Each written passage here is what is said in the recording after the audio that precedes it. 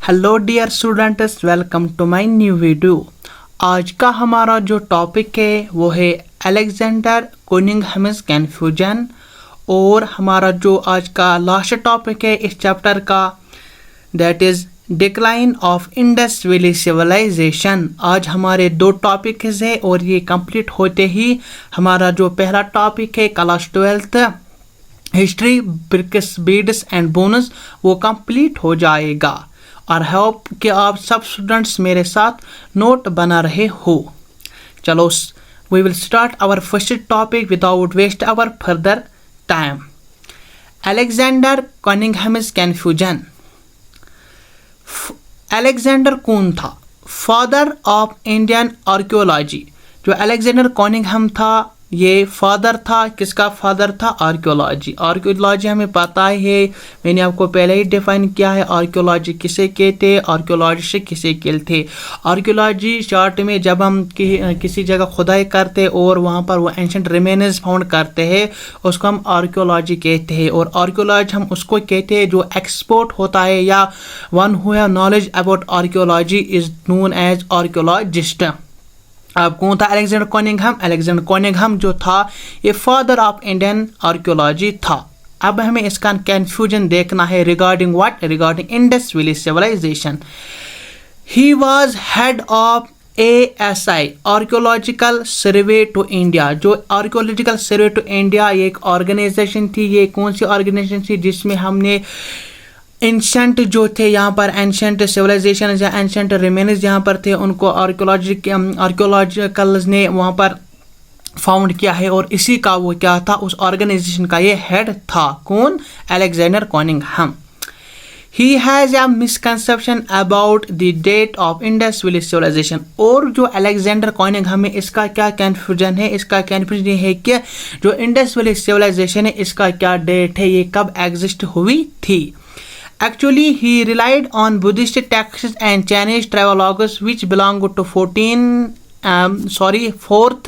and 5th century BC only। जो ये Alexander कुनिंघहम में ये किन पे रिलाई था, कौन से बुक से पढ़ता था, किन की बुक्स पर इसका नज़रिया था, वो किन पर था? वो एक तो बुद्धिस्ट टेक्स्ट थी और क्या था? चाइनीज ट्रैवलॉग्स।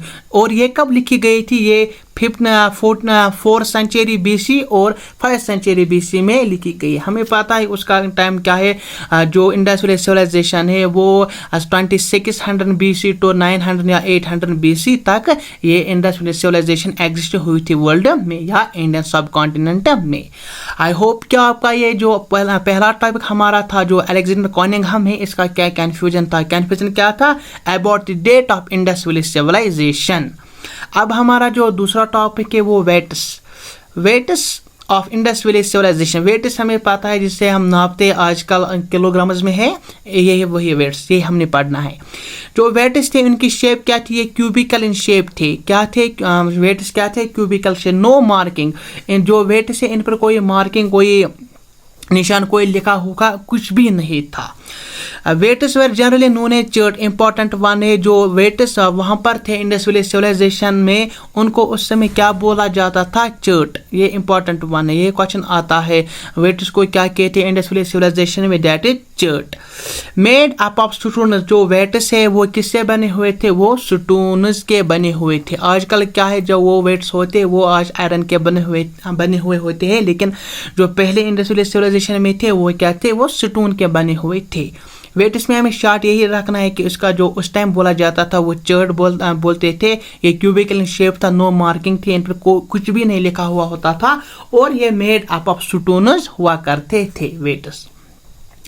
अब हमारा जो लास्ट टॉपिक है that is decline of Indus valley civilisation. जो ये इंडस वैली सिविलाइजेशन इसका खात्मा कैसे हुआ, ये हमारा अब लास्ट टॉपिक है, last but not the least. Now will start. Let me adjust first. Okay. Decline of Indus Valley Civilization started around 1800 BC or 1900 BC onwards। जो इंडस वैली सिविलाइजेशन है इसका जो डिक्लाइन है वो कब हुआ? वो स्टार्ट हुआ 1800 BC और 1900 BC ऑनवर्ड्स। इसी के दरमियान, इसी के आसपास इसका जो डिक्लाइन है वो स्टार्ट हुआ था। Causes of decline of Indus valley civilisation. अब हमें जो डिक्लाइन हुआ है इंडस वैली सिविलाइजेशन, लेकिन इनके जो काजेस थे वो क्या है, अब हमें यही पढ़ने हैं। फर्स्ट का जो है वो फर्स्ट थ्योरी है या first cause we can say invasion by Aryans. जो पहला ही काज है जो इंडस वैली सिविलाइजेशन है, इन पर किन्होंने अटैक किया था, invasion we can say, other words invasion को अटैक किए थे, invasion by Aryans. Main cause यही बोला जाता है कि जो decline of Indus valley civilisation हुआ है वो due to the invasion by Aryans हुआ है। According to this theory, there was decline of Indus Valley civilization because of wars।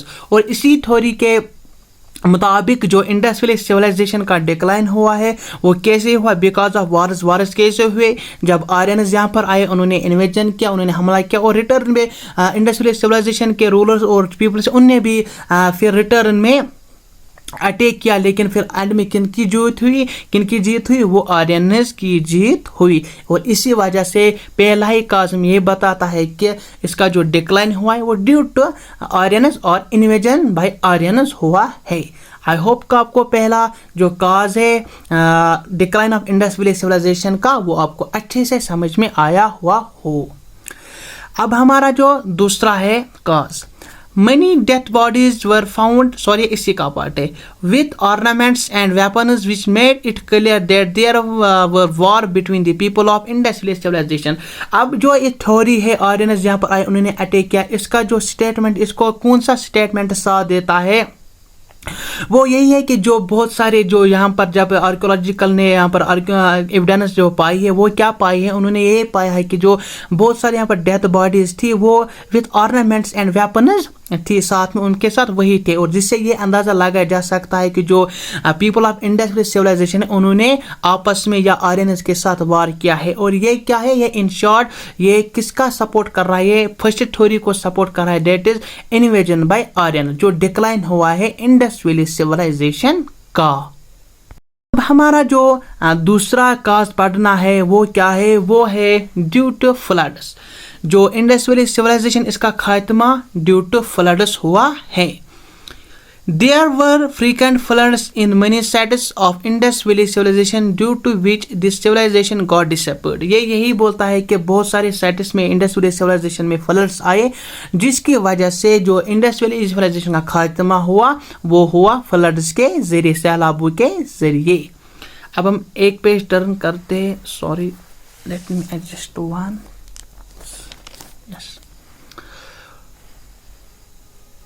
इसका जो सपोर्ट कर रहा है वो यही बोल रहा है कि 7 layers have been found identified from Mohenjodaro which indicate that this civilisation disappeared due to floods. और इस थ्योरी का जो सपोर्ट कर रहा है वो यही कर रहा है कि जो मोहनजोदारो में जब फाउंड किया गया, एक्सकवेशन स्टार्ट की गई वहाँ पर, तो वहाँ पर क्या हिस्टोरियन ने या आर्कियोलॉजिकलिस्ट ने क्या वहाँ पर फाउंड किया है, उन्होंने 7 लेयर्स जो लैंड है वो उन्होंने वहाँ पर डिस्कवर की है, जिससे यही आइडेंटिफाई होता है कि जो इंडस वैली सिविलाइजेशन का खात्मा हुआ है वो ड्यू टू फ्लड्स हुआ है। आई होप कि दूसरा रीज़न भी आपको समझ में आया हुआ होगा।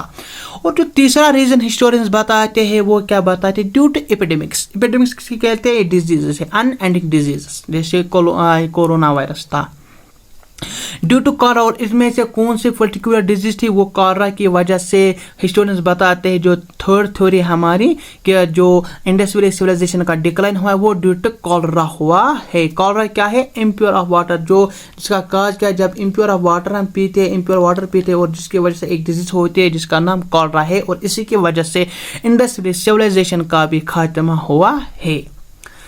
और हमारा जो नेक्स्ट वन है वो ड्यू टू अर्थक्वेक्स है। एक और थ्योरी यही सजेस्ट कर रही है कि जो इंडस वैली सिविलाइजेशन का खात्मा हुआ है वो ड्यू टू अर्थक्वेक्स की वजह से हुआ है। और इसका हमें जो प्रूफ मिलता है वो कहाँ से मिलता है, जो रूइंस और डिस्ट्रक्टेड बिल्डिंग्स फाउंड हमें हुई है, कहाँ पर, इंडस वैली सिविलाइजेशन में।